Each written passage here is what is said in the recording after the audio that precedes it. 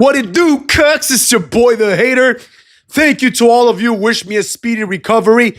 The Hater almost never gets sick, so this is a weird one. But I'm feeling good once again, cucks this, you know what I'm saying? So let's go on and do what we do best, and that is some Raw review segment by segment. Now, I personally did not enjoy this Raw very much because it felt like absolutely nothing happened. So let's get to it.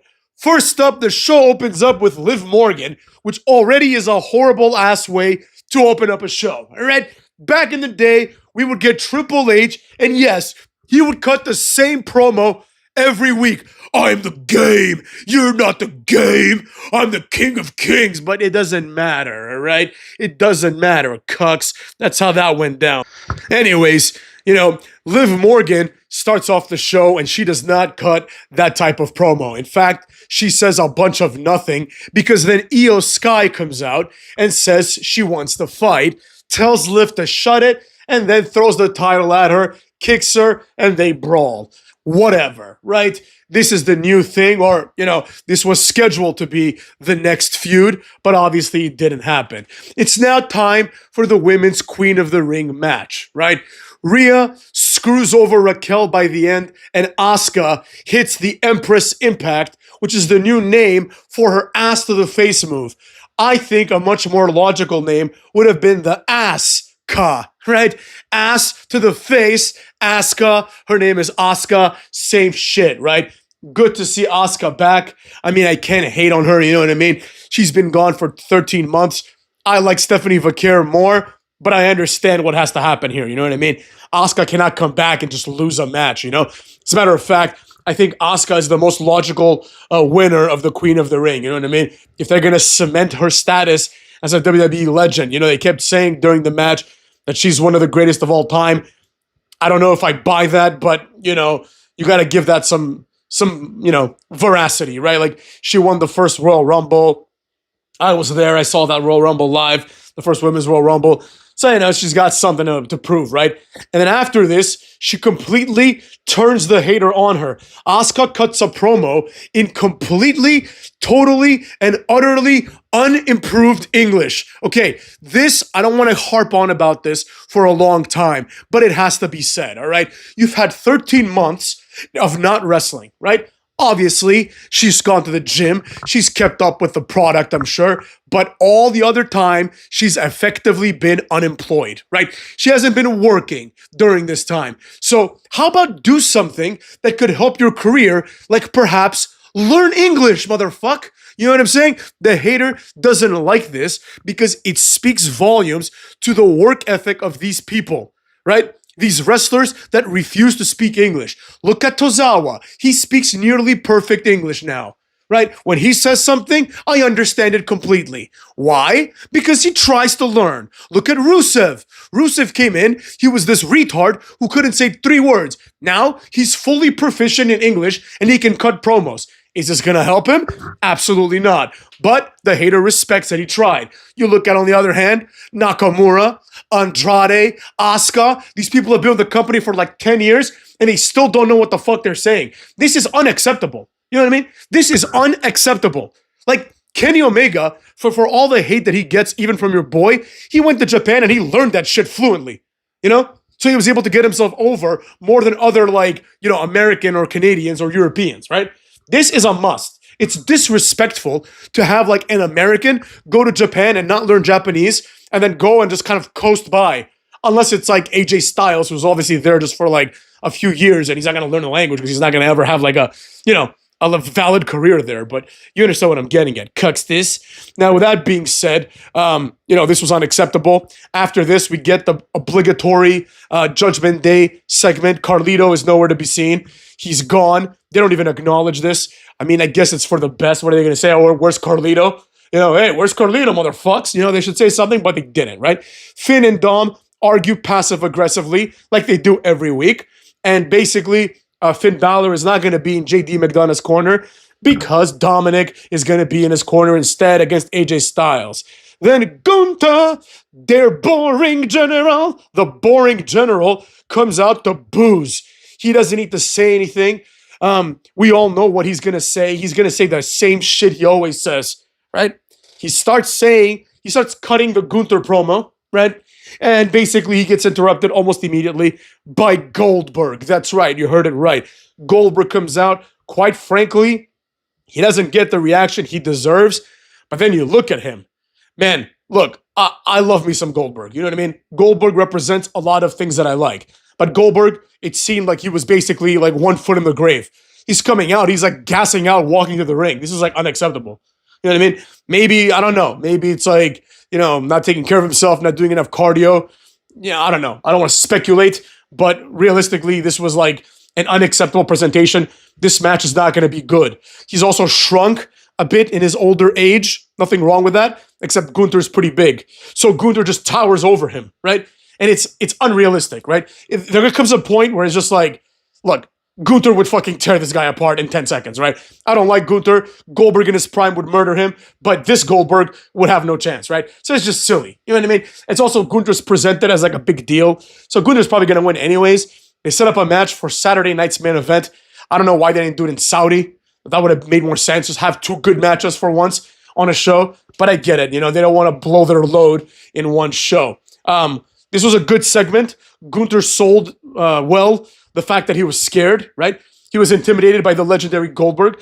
Goldberg basically says, you talked some shit last time we saw each other, so now I'm going to whoop your ass in Atlanta, Georgia at Saturday night main event. Good segment for what it was. Goldberg returning is always a big deal, but this was just very, very, very short, right? Then we have an unnecessarily long match between AJ and JD McDonagh. The match is a complete waste of time. Obviously, there's no scenario in which JD McDonagh, who's never won a singles match in his career, is going to beat the former multiple-time world champion, AJ Styles, who's won a world title everywhere he's been. This is just stupid at this point. AJ Styles makes quick work of him in terms of the offense, but the match takes a fucking eternity. Then AJ Styles steals the IC title as the Judgment Day tried to get at him, right? The Judgment Day, now their combined weight is like 300 pounds. You know what I mean? This is not a serious faction in any capacity. I will say this, though, motherfucks. Sometimes, as I'm watching Raw and I see Dominic, right? I think to myself, wow, this kid really exceeded expectations. Remember during the pandemic era where this fucking asshole was teaming with Rey Mysterio and he had no personality? Like, who would have thought that he would turn into this? So shout out to him. After this, we see a backstage segment. Sheamus is stretching for his match. He gets approached by Tozawa and friends. Tozawa, in perfect English, tells Sheamus to kick Rusev's ass. Then we go backstage and we see A-Town Down Under still arguing and still stealing money from this company, right? Kofi Kingston is there and someone that looks like Eddie Griffin is there. I'm going to assume, based on the context, that it was Xavier Woods dressed like a 90s pimp, but it really looked like Eddie Griffin to me. This was completely out of character, right? I don't like these weird out of character moments. Like Xavier Woods cannot one day dress like a Saiyan, then be a pimp. Just fucking make up your mind, all right? You're not cool enough to pull that off, right? There's some people like a Johnny Depp type, who can pull off these multiple characters. Xavier Woods is just not cool or charismatic enough to do that. So it's just stop it, kid. After this, we have a boring-ass segment between Bayley and Becky. The segment is all over the place. Bayley is a face now for no reason and says she's a Hall of Famer. It sounds like she's trying to convince herself. Clearly she's the worst of the four horsewomen in terms of accomplishments. Actually, it might be the fourth one. Who's the other one, You got Charlotte, you got Becky, you got Bayley, and I think it's Sasha Banks. So she's better than Sasha Banks, obviously, but come on. She's not a big deal, Is she going to be a Hall of Famer? Probably. Everyone's a Hall of Famer nowadays, but, she's trying to convince herself, right? It's remember that time when Chavo Guerrero went to TNA and he would be like, well, you guys think I'm a legend? And then 3 people in the crowd would chant, yeah, right? And most people would be like, no, we really don't, motherfucker. And I like Chavo. Chavo's a personal favorite, I always thought he was a lot closer to Eddie Guerrero than people give him credit for, but come on, he's not a legend, So this promo is just completely disjointed. They're talking over each other. This leads to a match, I think, next week for the IC title. Nobody could possibly give a flying fuck. Becky's obviously better on the mic. Nobody cares. Then they show Jey Uso. He says he wants to win the match. In my personal opinion, Jey Uso is a little bit too peppy in his steppy for the fact that he just lost the world title last week. Jey Uso should be pissed off. You know what I mean? But he's kind of upbeat. It is what it is. I don't fault him for it. It's kind of his character. Whatever, right? Next up, we've got Liv Morgan versus Kairi Sane. The match starts. Kairi Sane does this like bullshit leg lock, or sorry, single leg takedown. Liv Morgan falls on her face, and then like she rolls to the ring injured. We go to commercial. We come back. Michael Cole tells us that Liv cannot continue the match. Liv is injured. Now, I hate to take this opportunity to make the point that I'm about to make, but it's got to be made, cucks. The fact is, I've never seen this happen in a men's match ever.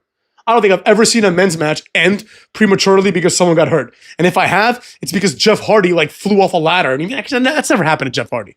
You know what I mean? These things only happen to people that don't know what the fuck they're doing, and Liv Morgan is one of them. You know, I like Liv Morgan. I like her character work, but realistically, this girl does not have an athletic bone in her body. I've made this point years ago before she got big, right? I was like, this girl just doesn't know what she's doing.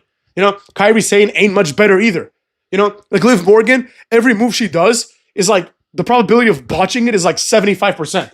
You know, she's like the female Kofi Kingston, except Kofi Kingston somehow has been able to leverage a career out of this. Like, you know, when you watch a Kofi Kingston match and he does like, you know, that little Bronco Buster thing that he does, but where he like jumps like on the top rope and like mounts the person like in the Bronco Buster, like just pay attention to that. And the next 10 times he does it, like 7 out of 10 times, it'll look like shit. You know what I mean? Kofi Kingston is one of those guys who just like, he does things, they kind of work, but it's like, in real life, they never would. Like, Kofi Kingston has this, like, athletic overconfidence, right? Like, he's athletic, there's no doubt about it, but he thinks he's like AJ Styles, right? And he's not.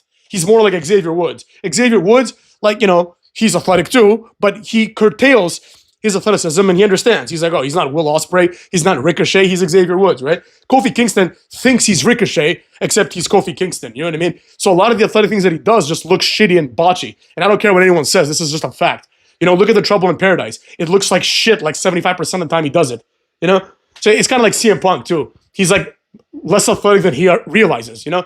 It's kind of a good thing, right? It's like Kofi Kingston doesn't limit himself as a result, but, you know, let's be real. He botches everything. Like the SOS, you know the move, the SOS that he does? Like the Japanese guy that invented that, it looks completely different. Like when the Japanese guy does it, it's like one fluid motion. With Kofi Kingston, it takes like 30 seconds to do. It's like this would never work in real life. Like nobody would ever let this move happen to them. You know, it's just unrealistic, you know? And it's because Kofi Kingston is not athletic enough to do the things that he wants to do. Like his mind wills it, but he can't do it. He can do plenty of other athletic things, but he is limited. Anyways, that is what it is. Kofi Kingston rant over, motherfucks.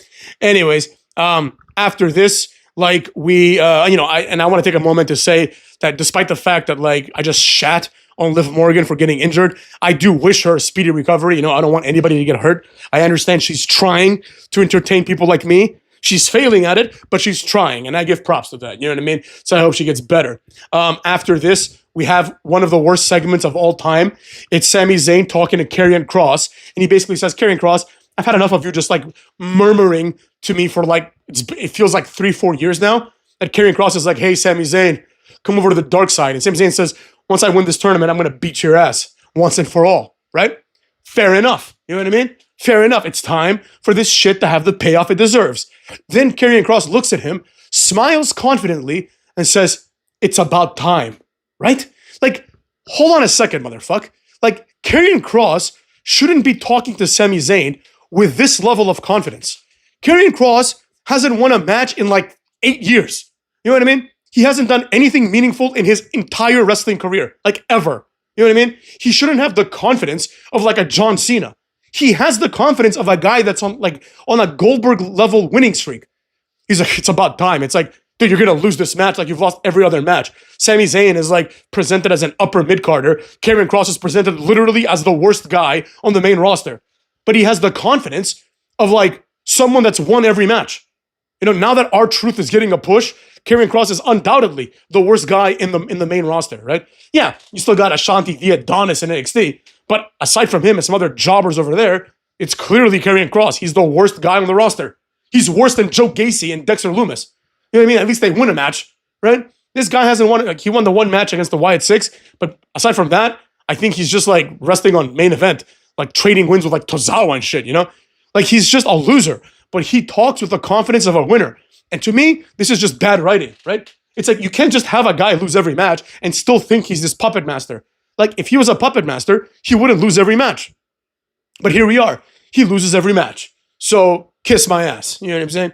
After this, it's time for the main event. The main event is Rusev, Sheamus, fucking Jey Uso, and Bronson Reed, right? The winner goes on to the semifinals of the King of the Ring tournament, the Cuck of the Ring tournament, as we've called it in this channel.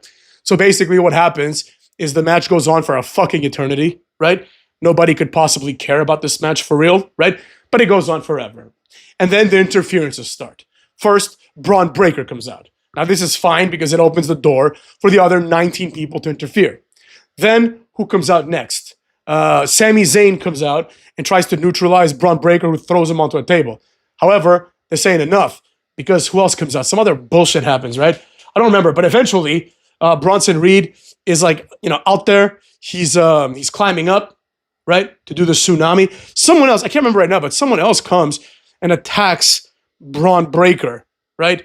Maybe it's LA Knight, but what I do know, I think it is LA Knight. But either way, if it's somebody else, correct me. But eventually, LA Knight comes out and pushes Bronson Reed off the top rope, which leads to Jey Uso hitting a spear, 2 splashes, and pinning this bitch, right? Seth Rollins comes out to layeth a smacketh down, and then he gets stopped by Seth Rollins, who seethes as Cody Rhodes comes out. And Cody Rhodes just pretty much pushes him away, not physically, but just kind of intimidates Seth Rollins away. And we have like a stare down and like a handshake between Cucky and Jey Uso because they will be wrestling each other in the semi-finals for Raw, right? Or whatever. No. In one of the semi-finals because Cody Rhodes is a SmackDown guy. So that's how it's going to go. That's how it's going to be. You know what I mean? We'll see how that goes. I'm not exactly sure what's going to happen. I don't think it matters. I'm pretty sure Sami Zayn is going to win because they're going to be in Saudi Arabia. So I think the more logical thing to do would be to have Jey Uso versus Sami Zayn. That just feels like a more, 180-ish storyline. But it could be Cucky Rhodes. It could be very well Cucky Rhodes. Randy Orton versus Sami Zayn, I guess, is the other match. Somehow Sami Zayn is going to have to beat Randy Orton. I guess they could do Randy versus Cody, but I doubt it. I have a feeling it's going to be Sami Zayn. I don't know why, but I have a feeling it's going to be him. Probably because he's an Arab. So we'll see how it goes. This episode wasn't good. And the primary reason why it wasn't good, it wasn't complete shit either, but it wasn't good because the important factors were non-factors, right? And like a lot of the things that happened didn't make any sense. I should also note that after Seth Rollins got humiliated and after Bronson Reed lost and after Braun Breaker lost, last week, right? Like Paul Heyman is out there and he's telling something to Seth Rollins. Presumably he's saying like, yeah, but now Cucky and Sammy have to wrestle each other. And he's like smiling all evilly. It's like what are you doing? What is there to smile about? The 2 guys you manage both lost. You know what I mean? Like right now, Paul Heyman is like 0-2 as a manager for this faction, right? Because obviously we don't count the one where he actually cheated to help Seth Rollins win at Mania, right? It's been like 2 months. Can you believe that shit? It's been like 2 months since Mania, And Seth Rollins is still doing nothing, right? I guess he's 2-1 because like Seth Rollins won the Money in the Bank, but that had like a million other interferences going on there. Anyways, it's not here or there. I did enjoy the show. Go fuck yourselves, and I'll see you guys tomorrow. Tomorrow I'm gonna try to do 2 videos. I'm gonna go back to that. That's gonna be like a thing now, probably 2 videos a day. I was just a little bit sick, so I'm still not 100%, but I'm like basically there. You know what I'm saying? So tomorrow or the day after, I expect to be 100%. So expect 2 videos tomorrow. Cucksters.